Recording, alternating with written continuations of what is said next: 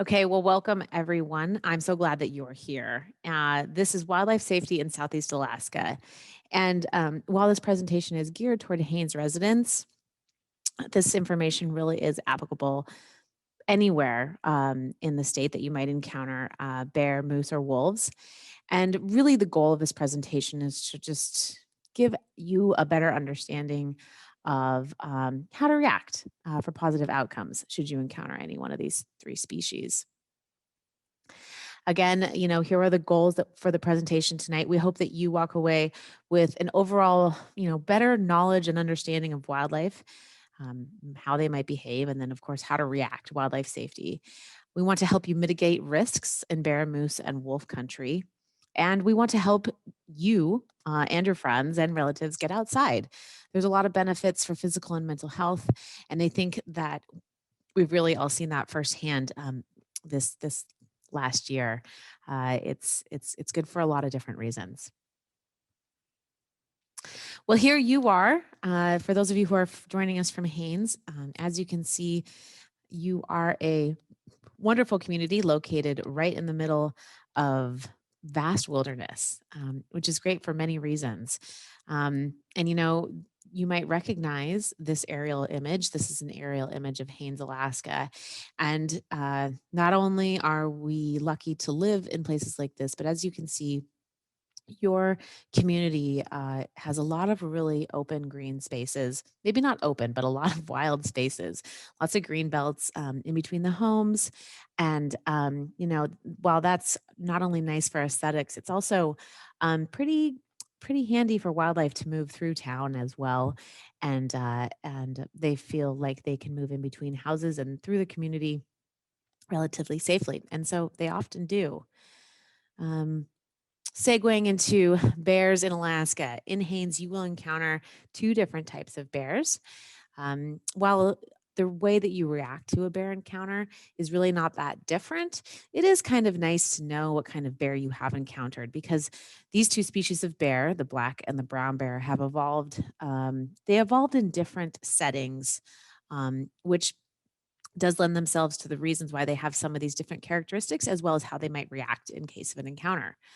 So the brown bear on the right side there with the red circle around its hump, that's of course brown bear. That's a big massive muscle, and that is a distinguishing feature of this particular species.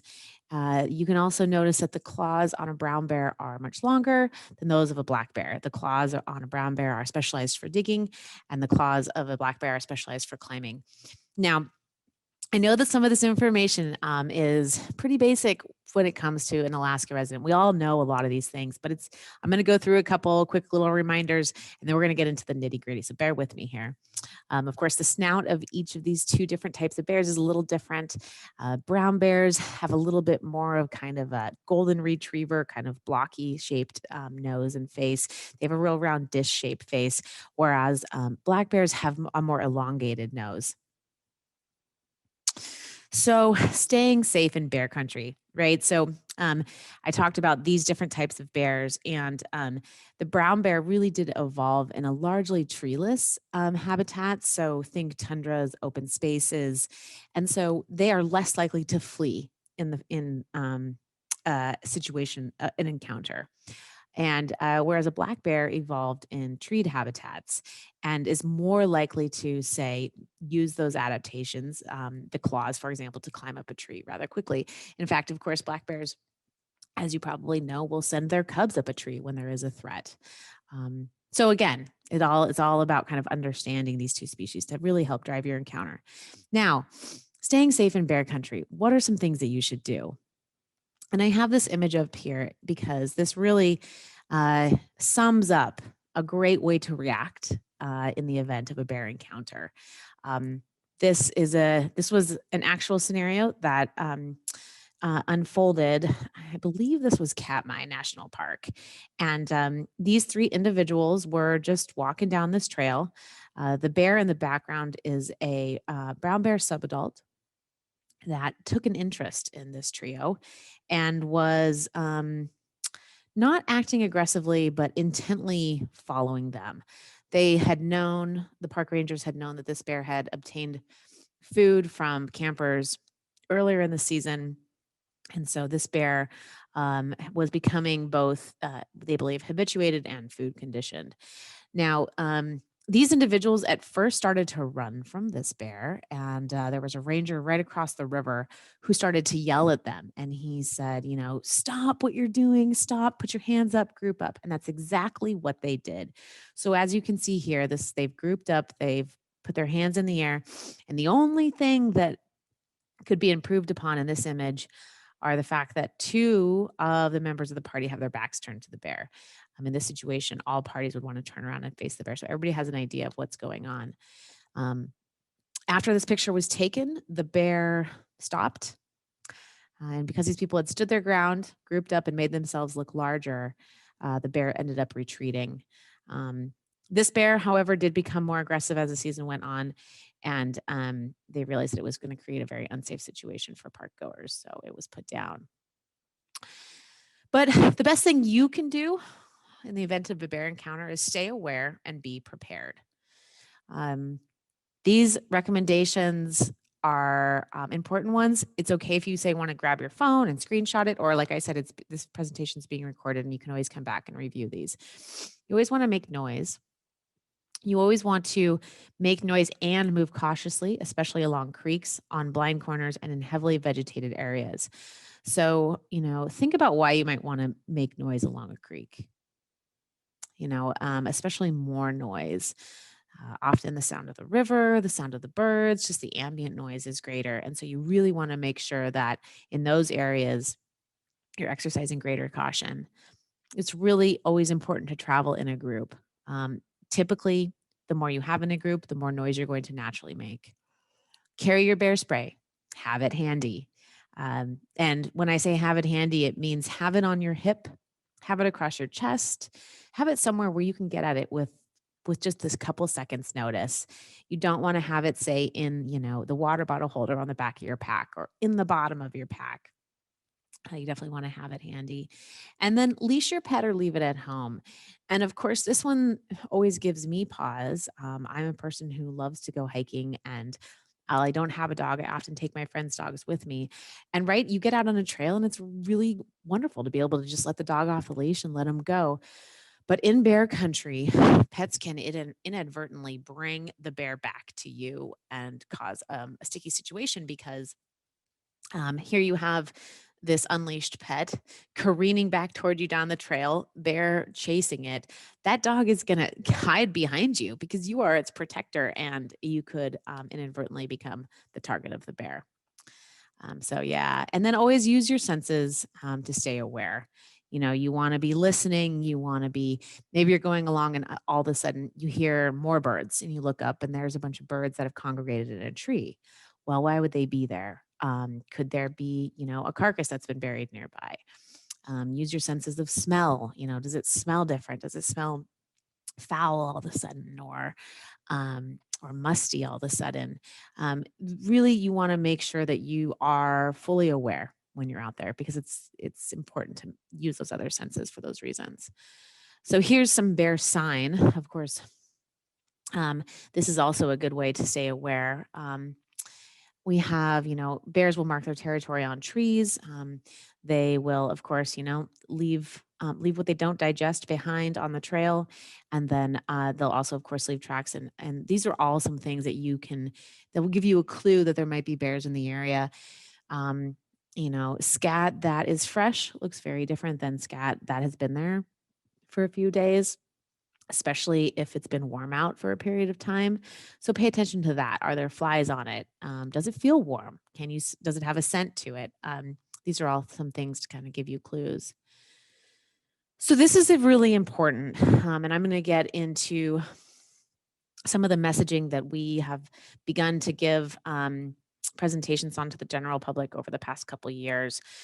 Basically, the Alaska Department of Fish and Game and a number of other agencies got together and created some updated recommendations for bear encounters.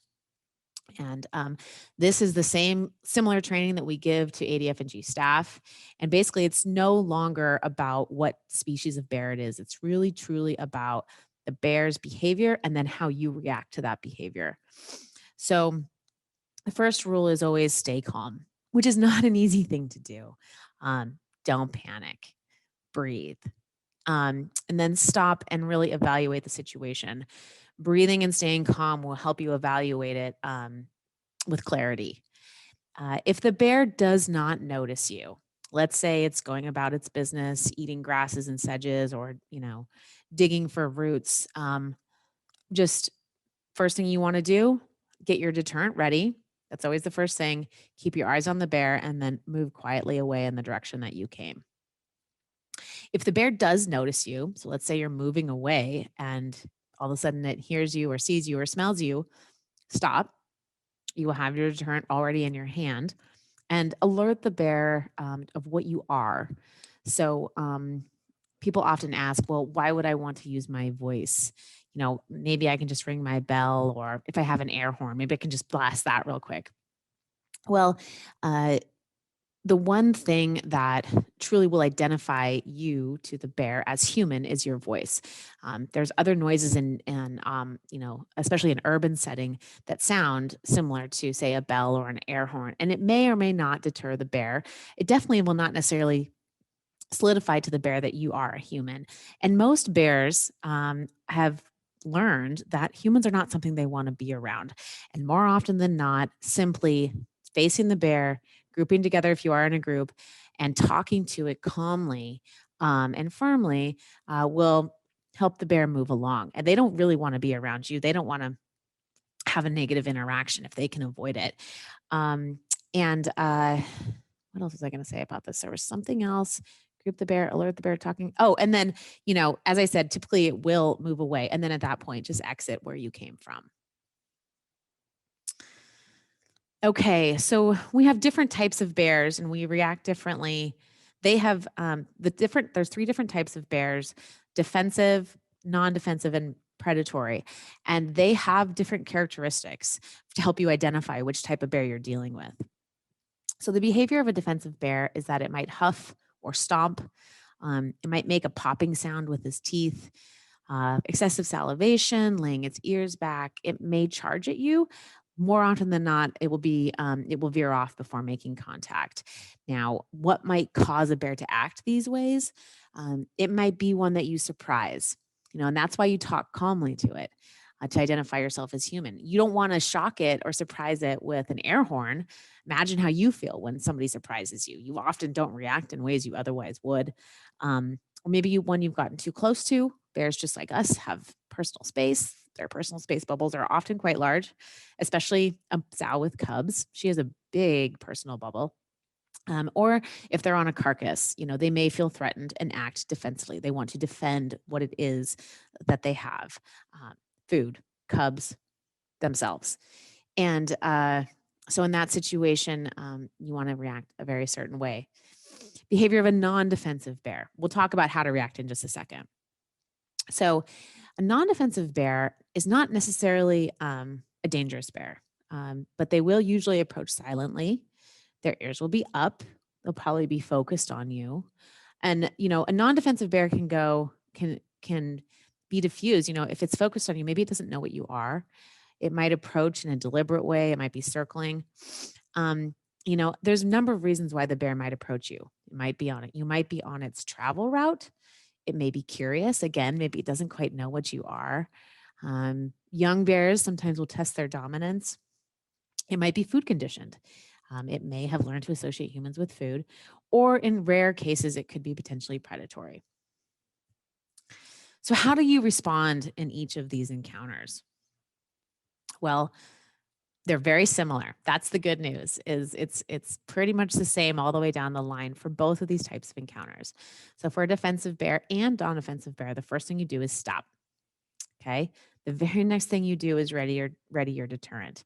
And again, that's why it's really important to have it accessible. You want to use a calm voice and group up. Okay. Watch the bear and stand your ground. This is really important. And you want to make sure that you are taking stock of how that bear is reacting. Now, this is where it gets different. This is where it kind of diverges. So many times, you know, a defensive bear, maybe, again, if the agitation of that, if it still continues to feel threatened, that defensive bear may continue to approach you. It might, you know, charge you before veering off. In that situation, if it were to get too close, if it were to charge you, or just get in your personal bubble, it is okay in that point to deploy your deterrent to tell that bear, hey, you're in my personal space now. Now, for a non-defensive bear, the next thing you would want to do, this is again a bear displaying those other characteristics, you know, ears up, intently approaching. If it continues to do that, that's when we call it upping your game. You know, you've stopped talking calmly. You're now clapping your hands and saying, hey, no, get out of here, bear. We're done. Hey, hey, really letting it know that you're not something to be messed with. And in this case, if it does not work, if upping your game doesn't get that bear to move on, deploy your deterrent. I'll talk a little bit more. I want to go back just a second. I'll talk a little bit more about deterrence later on, but basically a brand new can of deterrent is effective up to about 20 feet. They're getting better and better every year as they make improvements to the propellant. You know, 15 to 20 is what we generally tell people. So in case anybody had that question. Okay, if a bear makes contact with you, in a defensive bear attack, you do two different things here. In a defensive bear attack, that bear has come at you, feeling threatened, feels like it needs to defend itself, a food source, or its cubs. In that situation, you want to diffuse the situation as quickly as possible. You want to be as, you know, non-threatening as possible. So you would lie face down with your hands clasped behind your neck. You would spread your legs and elbows so that you can't be rolled over. You want to try as hard as you can not to struggle or cry out. And this is really a hard one. Remain still. And what should be said in here is remain still for far longer than you think you should. And once the bear no longer sees you as a threat, it will likely leave. I should add on to that is that once the bear leaves, wait as long as you possibly can wait, because sometimes the bear is not far off. And if it's close enough that it can see you get up or hear you get up, it might come back. Really, again, it's all about being as little of a threat as possible to that bear. This is what it looks like. This is the position that is most effective in a defensive bear when it makes contact with you. Now, in a predatory attack, this is different. If a bear makes contact with you and it does not appear to be a defensive attack, aggressively fight off. You're fighting, for your life at this point with any means available. Find a rock, find a stick, grab the base of your empty bear spray, or whatever it might be, anything hard, and go and defend yourself. And you want to aim for the bear's face, its eyes and its nose.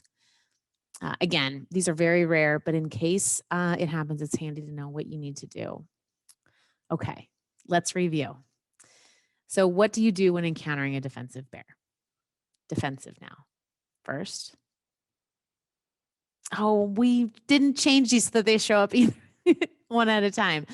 Well, we have it all here. Stop and assess. Okay, ready your deterrent. Use a calm voice and group up. Watch the bear and stand your ground. If that bear gets in your personal bubble, deploy your deterrent. What to do when encountering a non-defensive bear? First, right? Stop and assess. It's the same. Ready your deterrent. Use a calm voice and group up. Watch the bear. And of course, do not run. Stand your ground. Up your game. If that bear comes, continues to approach you, up your game. Let that bear know that you are not something to mess with. And then as soon as that bear is, if it continues to come forward and it's within 20 feet, deploy that deterrent. Do not wait. Before I hand it off, this photo's here. It's of course very deliberately because as you can see, she's happily hiking through the wilderness with her deterrent on her hip and ready. And so I'll let Carl take it from here into this next section. Thanks, Abby. And thanks everybody for coming. So be aware and be prepared. And, one of the things that I'm going to start going into more specific types of activities that people do, hiking, fishing, camping, etc. and some advice for those circumstances. And one thing I also always like to tell folks is, in part of being prepared could be something called crisis rehearsal.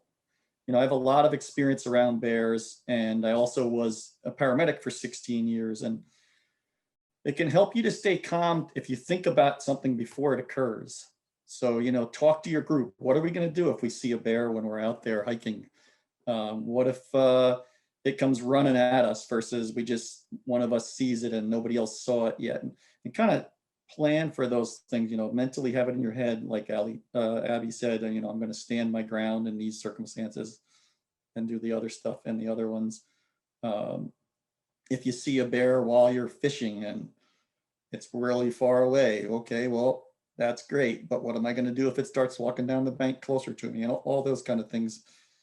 If you wait till the last minute or till you're surprised, it's a little harder to, I know from personal experience, to stay calm. And I've been, in a lot of close encounters with bears and moose.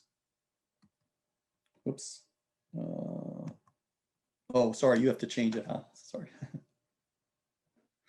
So when you're hiking and recreating, make a plan, let someone know where you are, where you're going, and when you plan to return. It's a good idea to tell that person the kind of gear you have with you, so that if someone needs to search for you, they know, okay, they've got a tent and a sleeping bag and they have a bear deterrent. If maybe the rescuers can wait till the morning to go look for them rather than risking their own safety, or those sorts of things. Maybe even the color clothing they have on and things like that. And you want to be aware, and that goes for both while you're in the field and before you even go out there.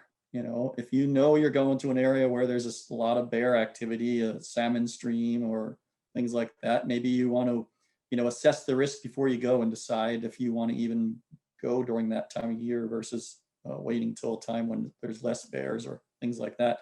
And while you're out there, you're going to, like Abby said earlier, follow your five senses. You're going to keep your eyes peeled, looking for tracks and scat.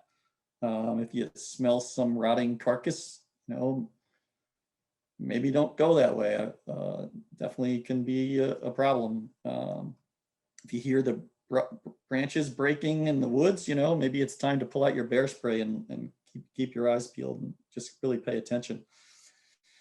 And then, like Abby said, carry the bear spray where you can get it. I worked on Admiralty for years around a lot of bears, and there was a guy I worked with that kept it twice in a week. He kept it in his dry bag by mistake. And the second time he encountered a sow and a cub, and the cub charged him and got within 30 feet, and all he had in his hand was a shovel.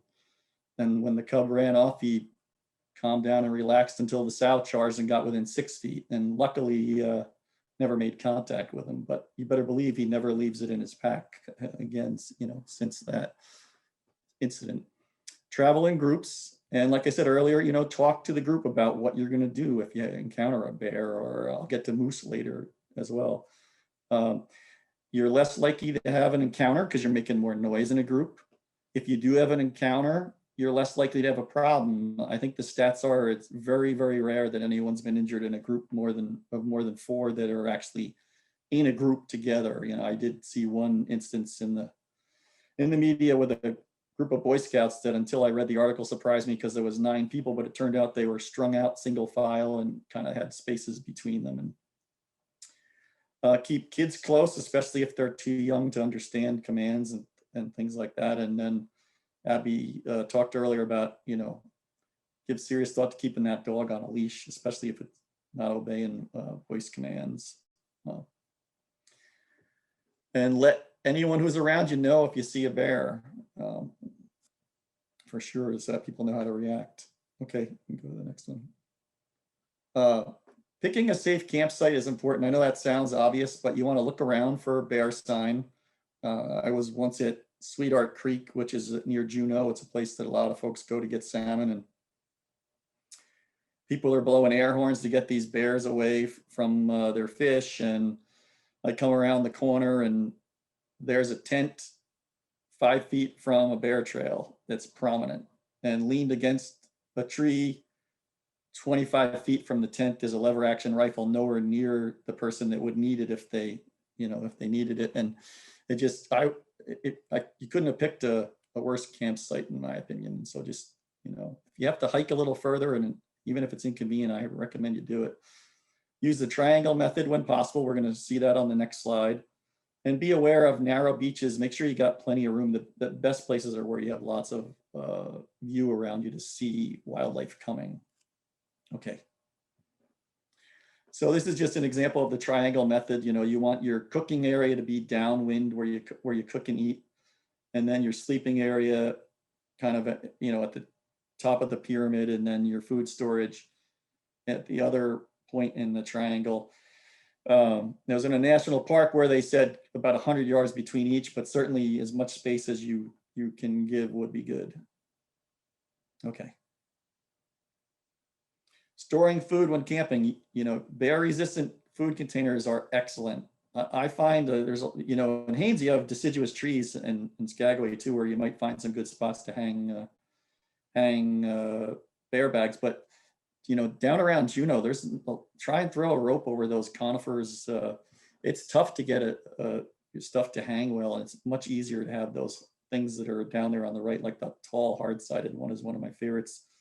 And there's a International Grizzly Bear conference. If you Google it, they have certified different items that they have found to be bear resistant. And I believe those items there that you see are on the list.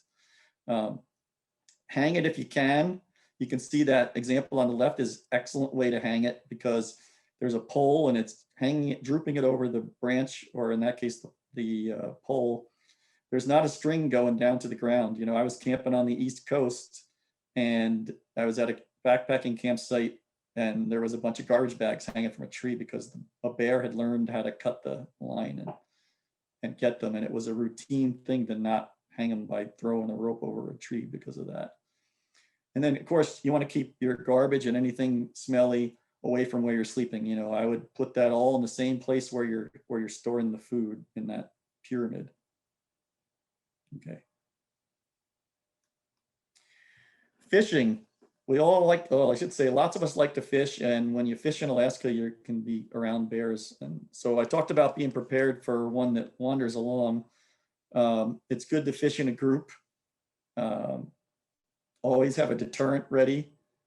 Clean your catch at the shoreline and dispose of the guts in fast moving water. And keep the fish in coolers nearby. Now that's a good idea in a lot of places.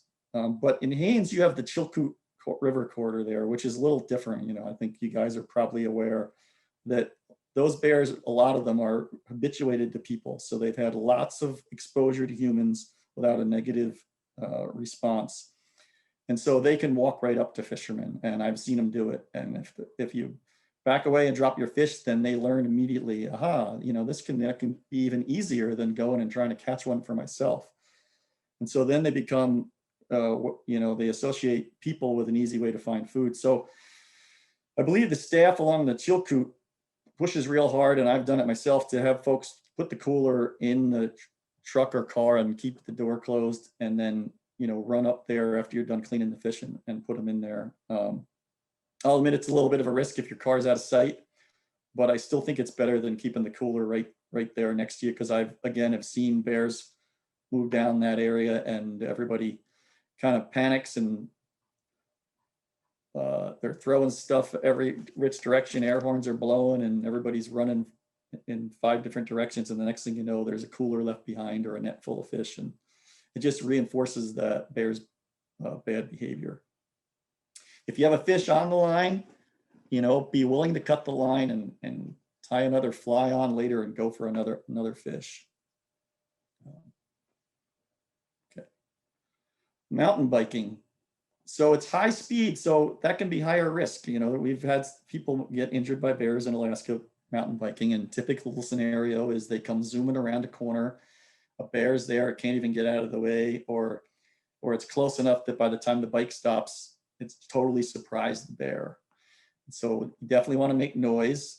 Good idea to have a noisemaker on the bike. You can have a bell or something to ring or shout while you're biking around blind turns. Carry bear spray attached to you, you know, not the bike. Keep it handy where you can get it. And maybe don't mountain bike near salmon streams. You know, it's just, that's where some of the injuries that have occurred in Alaska have happened.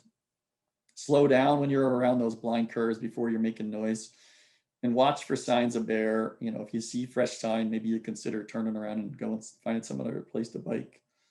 Don't wear headphones when you're biking. And the same is, a lot of the things I'm talking about, the same is true if you're a runner. Well, I know Abby likes to run. I'm sure she doesn't wear headphones when she's running trails in thick brush. And then ride in groups if you can. You know, again, safety in numbers. Okay.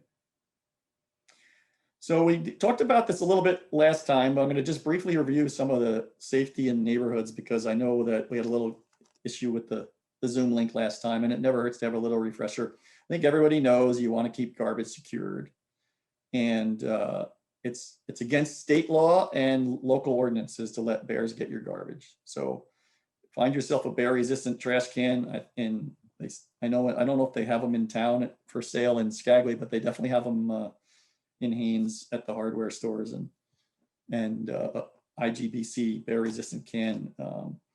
They work very well. Nothing is 100% bear-proof, but they test those cans by putting them in a captive facility with huge brown bears, and they have to last an hour minimum before they'll pass the test. And there's other criteria. I don't know what it all is that they use, but they're very effective.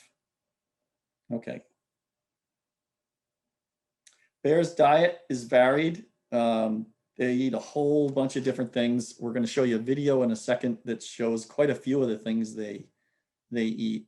But you know, some examples are berries and plants like sedges, devil's clubs, berries, of course salmon, and then deer. In Haines and Skagway, it's more likely. Well, actually, in Haines, I should say, it's more likely to be moose. Skagway does have some mule deer up there, and certainly be happy to get their hands on one of them if they could. We'll go on now to the video, which I believe the first. Oh, sorry, we're not there yet. So now these are. Oh, sorry. I think that was one that for a time we can go back to. Roger that. Okay. Yeah. Sounds good. Okay. And so keeping attractants out of reach. There's pet food, bird seed, garbage.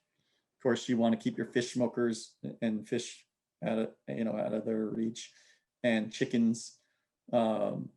Every one of these things here I've gotten calls for. I didn't really introduce myself at the beginning, but for those who don't know me, I am the game management biologist for the area, and I also end up dealing with all of the human conflict concerns people get. I get most of those calls as well, and all these things are fairly easy to secure, and it's much better to prevent them from getting it in the first place before they become food conditioned than try and do something about it after the fact. Okay. So this is the story of a Juneau bear that we radio collared just before my time with the department. In the early 2000s. I didn't start until 2007. They radio collared a bear, and you can see here its locations in the daytime. And so there's a lot of habitat, just like Haines, around the area where natural habitat there, it's treed areas. You can see there's a few spots in town, but most of those are in like green belts. And so during the daytime, it's kind of staying away from encounters with people. And then we'll go to the next slide. Here's where it is at night. You can see there's a lot more locations in around nighttime, in around the people areas. And I know that 2020 was just crazy in Haines, totally unprecedented. In 2019, when I was there, and I think it's still in 2020 as well, certainly there were bears out in the daytime, but there were a lot more problems kind of in early morning, overnight hours when most people are in bed and not driving around or out working in their yard or things like that. And so that's just to show you that similar behavior with the black bear in Juneau. And then this next slide shows, so I should have mentioned that, that all those locations in town were more frequently occurring before the berries became ripe. And once the berry crop came in, that same bear that was getting garbage in town just moved onto the hillside and enjoyed eating natural foods. And that's pretty common. It's not that they forget what a garbage can is, but, and every bear is different, but they don't all, get one can of garbage or one bird feeder and then just give up on natural foods. They look for the easy meal and the abundant meal. And if they can get a lot of natural food away from people, most of them are going to do that, especially depending upon how food conditioned they are. And so if we can get attractants secured, they'll move off to natural food. Go ahead. Sorry. Yeah. No, yeah, that's just what I was going to add is exactly. I mean, that's the other piece of this that I think is really fascinating too. Carl touched on it just now. Those other two slides that we saw prior, the slide where the bear was hanging out in the green belts during the day and then coming into the neighborhoods in the evening, those were all GPS coordinates that were taken around this time of year. So it was around early April. There wasn't green up happening quite yet. And people were not yet being proactive about securing their attractants. We'll just put it that way. Seeing that this was going on, there was an outreach effort that was made. Reminders went out, PSAs into the community. It's time to secure your trash, time to secure your trash. And the good news is that the people did that. The other piece of the good news is that, these GPS coordinates were taken in late May, early June when the berries were starting to come in. And when there were no attractants left in town and the natural foods were available elsewhere, even though this bear had definitely become food conditioned based on the GPS coordinates and its behavior, it did move on. And so I just always like to show these because it really does show that even in a situation where a bear has learned to get food from humans, it doesn't mean it's going to stay that way. So it's pretty cool. All right. We've had enough bears for maybe a bit. Now we'll talk about moose. And I think probably if you've grown up in Alaska, you know that moose can be dangerous, but maybe you didn't know that they can even be more dangerous than bears. And some of this could be because of the number of moose, but in Anchorage, for example, last year they had 8 people injured by moose. 4 of them were one each day, 4 days in a row. And if you think about it for just a second, what time of year that was, you won't be surprised to hear me say it was at the peak of the moose calving season. And the most dangerous moose by far, most of the time, is going to be a cow with calves. And so we can go, I think, to the next slide there. And so here you've got a cow moose with a calf, and you encounter them, and your best bet is going to be to give them as much space as possible, because you never know when you're going to have invaded her bubble, and you don't really know how big her bubble is, her personal space. But when she's got a calf, especially a young calf, she's got 2 choices: fight or flight. But flight is not as available to her if her calf can't go with her. And so pretty often they'll let you know they don't want you around by taking a run at you. And we'll show you, I think the next slide has a good example of. So here, that left photo just says it all. Upset moose, you're in danger now. And, before I was a biologist, I ran into a cow moose with calves in Denali, and there was 30 of us. And we were all taking photos. And then I started paying attention to the calves. I wasn't even the closest ones to the calves. She just decided to blast off and picked me.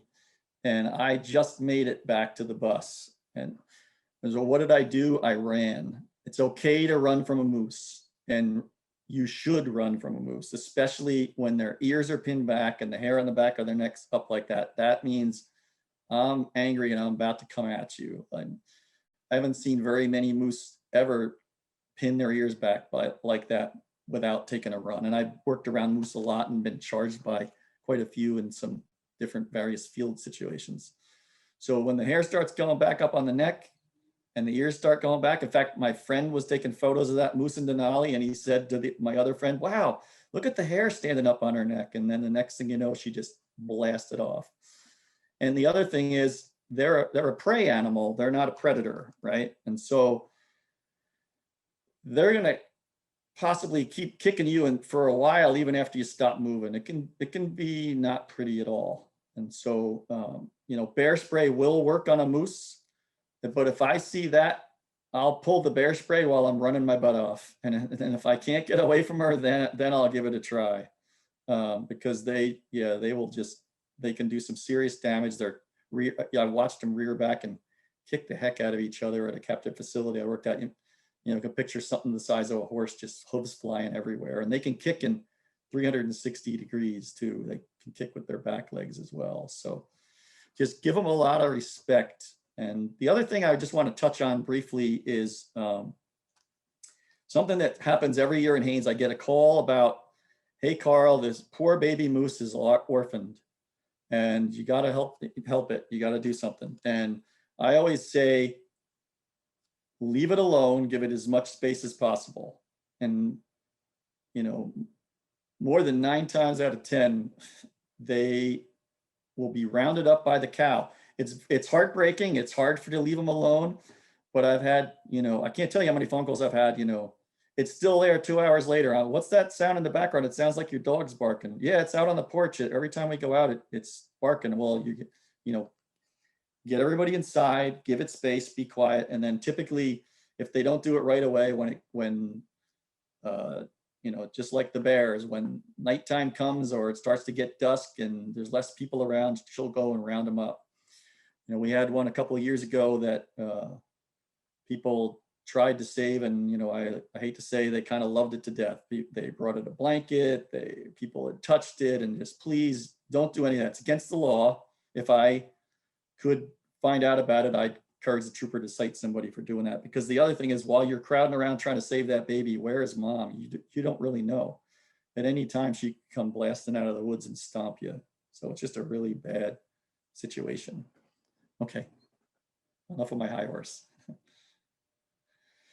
And here's another one that has happened in Haines. This isn't from Haines, though. This is from Anchorage. I think most people know, and very likely those that are interested in a talk like this are not dumb enough to do something like this, but spread the word. If you see someone feeding a moose, or you see a photo like this on Facebook from Haines, please let me know or let the trooper know. I mean, I'd bet that Alan, Crystal, and Ann and Shannon all know this is a really bad situation. You know, think about it, even if that moose doesn't attack this kid, look at the size of those antlers. I mean, he just gets startled and turns his head when that kid's too close. He could take his eye out.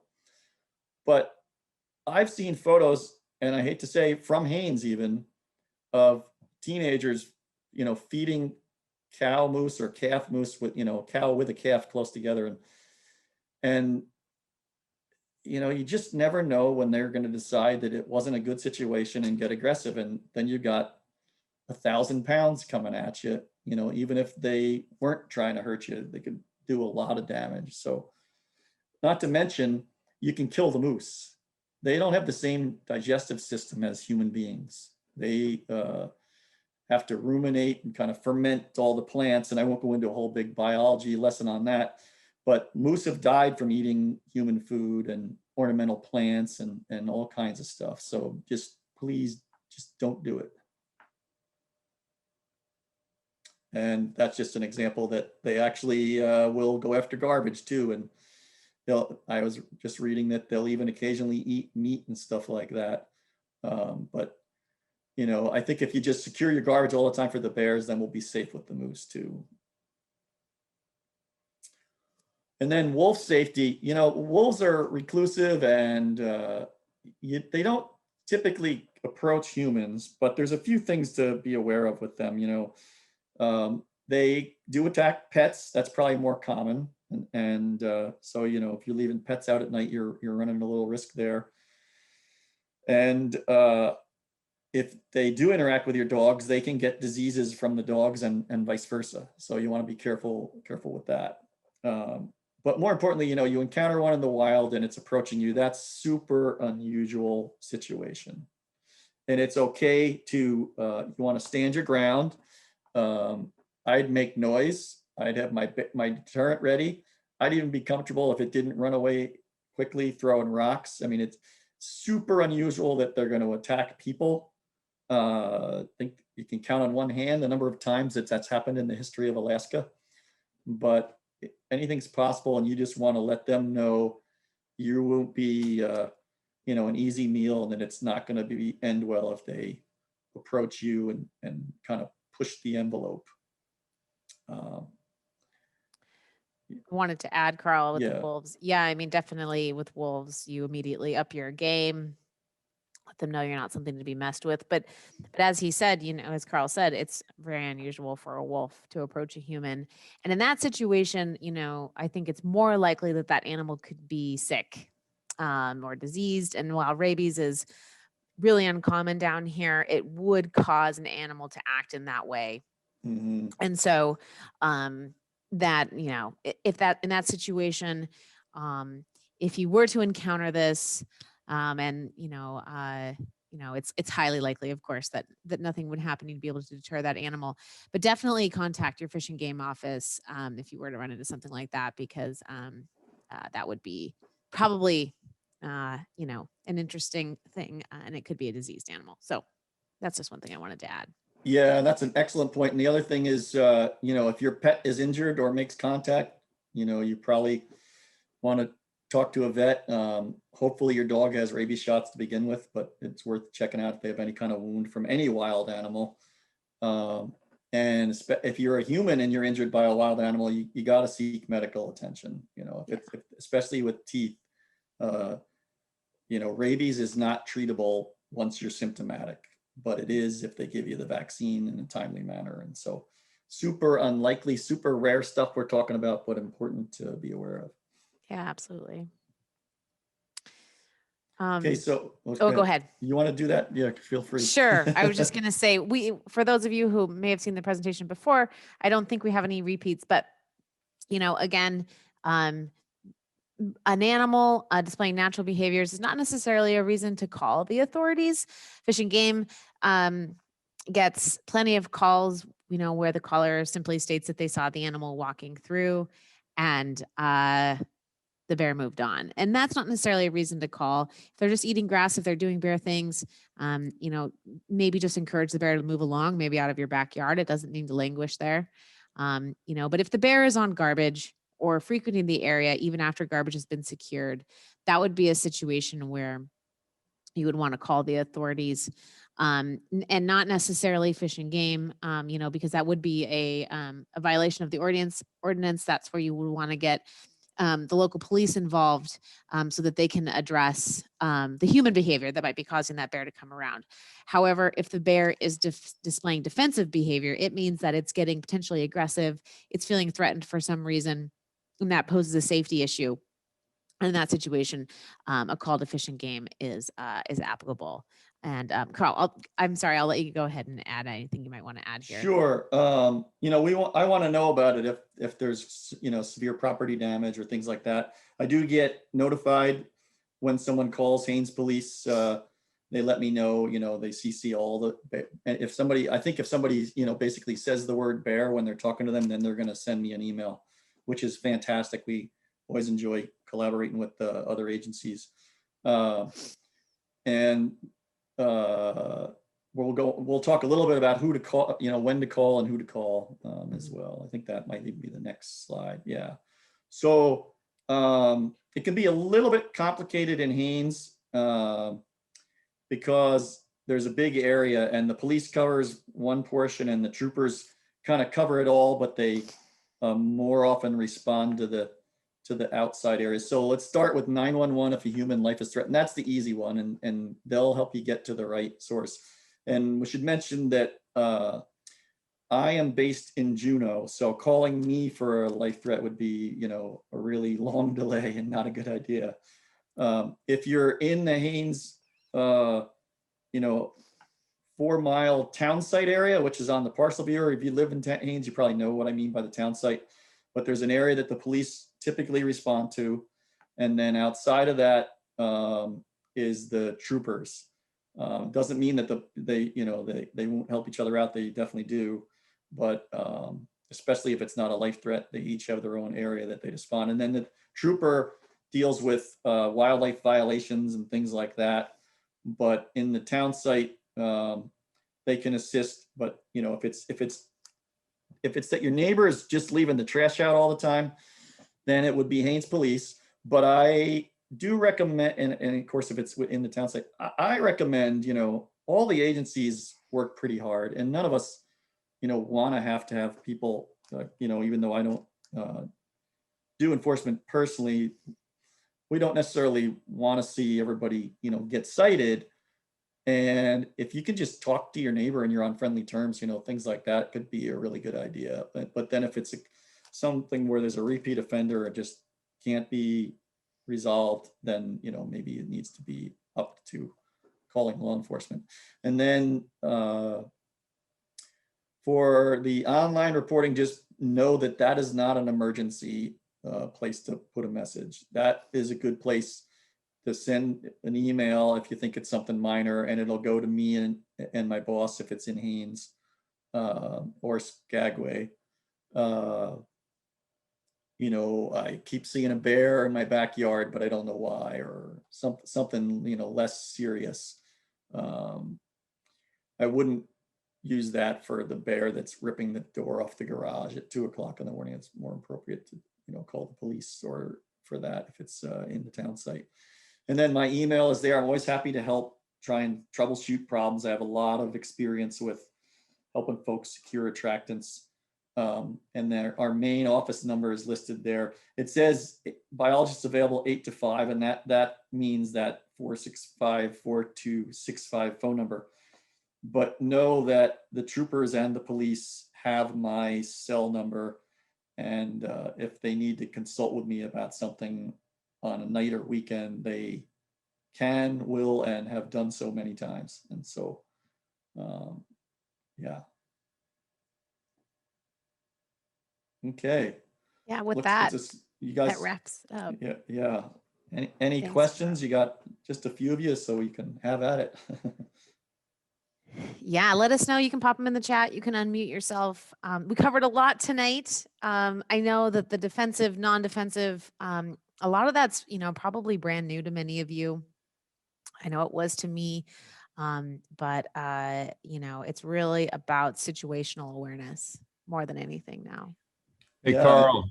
Yeah. Al Badgley here. Hey, this happened quite a few years ago, but it's a Chilkoot scenario.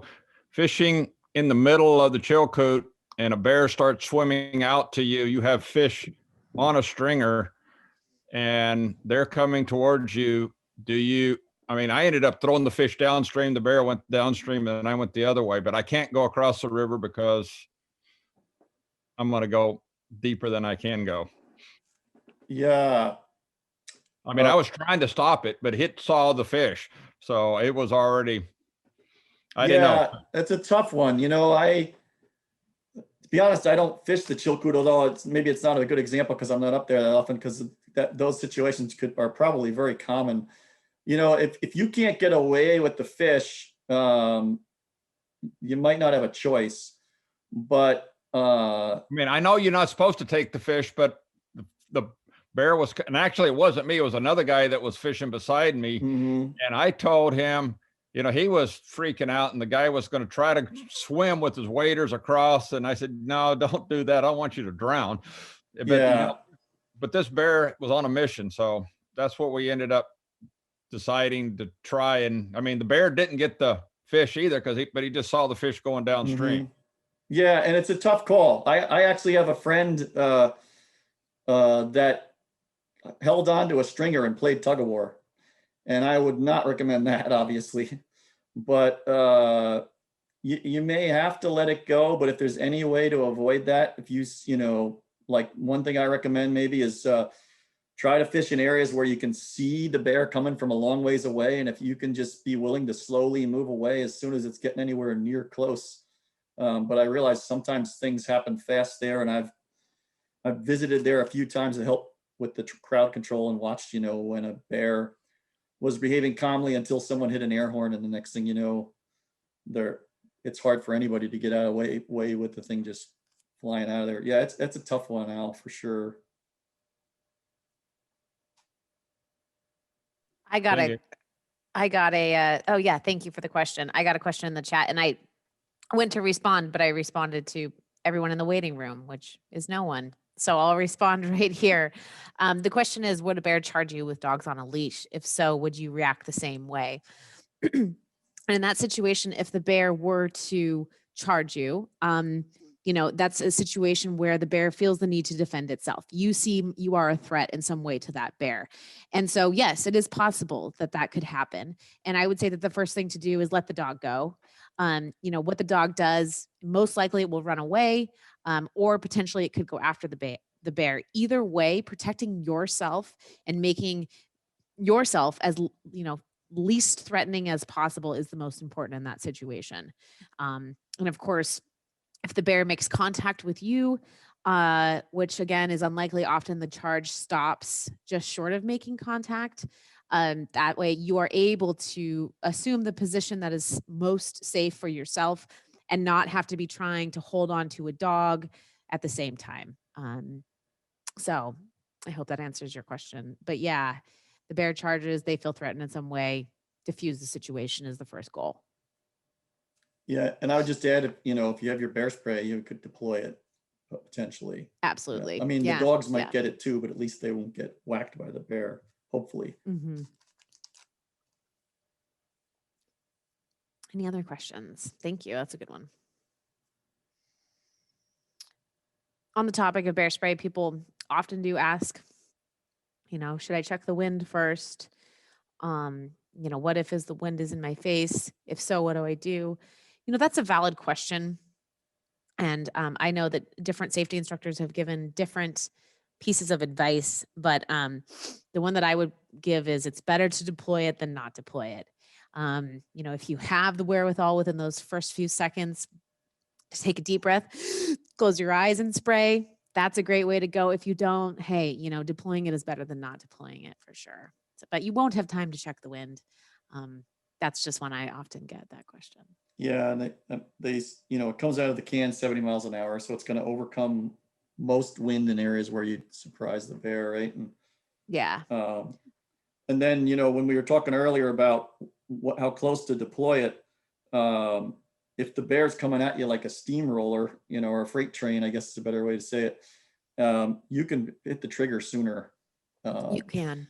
One study, the biologist that did it said he has data to show that if he had colored water in the bear can, it would work 30% of the time. I'm not recommending you don't carry the real stuff, but I think that whole sight of it is also a little bit of a startling thing as well to the bear.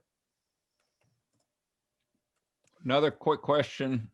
What about full deployment of the bear spray versus trying to save, once the bear stopped, should you keep going or should you go ahead and hold back in case it decides to come again? That's a good question. Do you want to take that one, Carl? Sure. I'd say, spray it for a second or two, and see how the bear reacts, if there's enough time to do that. And saving some would definitely be helpful. The other thing to mention is, I see some manufacturers say test the can, and there was a study that recommended you don't. That it has the most pressure in it when it's fully charged and full of bear spray. So as soon as you're done with that encounter, you'd want to replace the can as well. Yeah. And, I think the other thing is the biggest thing is that you want to create a wall. That's what the bear spray does. Mm-hmm. And so just 1,000, 1,000 is enough to create a decent enough cloud that will linger in the air that bear has to go through. And so that really is enough. And it does also give you options to have additional sprays should you need them. So, yeah. Yeah, and they make different size canisters, Al. You probably realize that. There's some that are 7 ounces and some that are 9. And then I don't think they're available to the public necessarily, but I think there's even some that are like 24 ounces that like state park rangers and stuff like that will carry. Yeah. Well, we'll talk all things bear spray this weekend. I really do Mhm. encourage you all to come and tell your friends. They don't have to stay the whole time. We'll be masked and socially distanced, of course. And we'll make sure that, people aren't really sharing cans who aren't in their own family unit or bubble. And if they need to, we'll be, of course, disinfecting those cans. But to actually hold the can and practice checking where the expiration date is, removing and putting back on the safety, and just getting familiar with kind of getting it ready is really a handy thing. We've run up on 8 o'clock hour tonight. Are there any other last minute questions? I don't want to tie up everybody's evening. Really appreciate having you join us.